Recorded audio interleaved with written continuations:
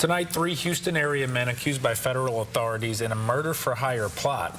Now, a federal indictment is showing us now more about how prosecutors say the men plotted to kill someone earlier this year. We still don't know, however, why they supposedly wanted the other man dead. ABC 13's Liliana Pearson has been looking through the documents and reports from the federal courthouse. Federal authorities say that they've unraveled months of conspiracies and crimes to bring these charges before the public.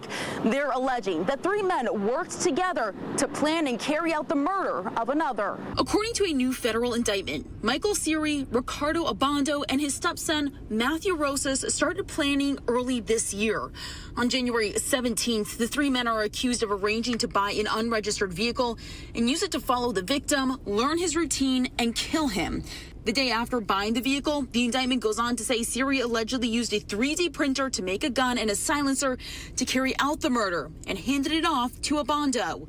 Then on February 3rd, Siri's accused of withdrawing $305 and giving it to Abando to pay off Rosas. It's one of many payments federal investigators say were made. The next day, documents say Rosas drove Abando in the unregistered vehicle, followed the victim on his way to work, pulled up alongside him on the Grand Parkway at Mason Road, and fired into the vehicle multiple times, repeatedly striking the victim.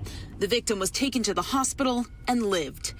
In mid-February, Rosas and Abando are arrested and charged for the attempted capital murder in district court. Documents say Abando worked at Siri's construction business.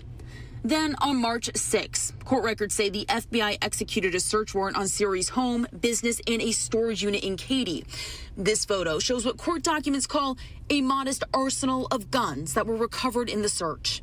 The FBI also reported finding a 3D printer with codes to print guns and drugs. Siri had previously served 2 years in federal prison for growing and selling marijuana and is prohibited from having firearms. Then this week, federal murder-for-hire charges are filed against Siri, Abando, and Rosas, all of whom are in custody.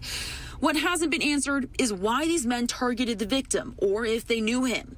The only person to address that so far was a U.S. attorney in court who called the relationship between victim and suspect complicated.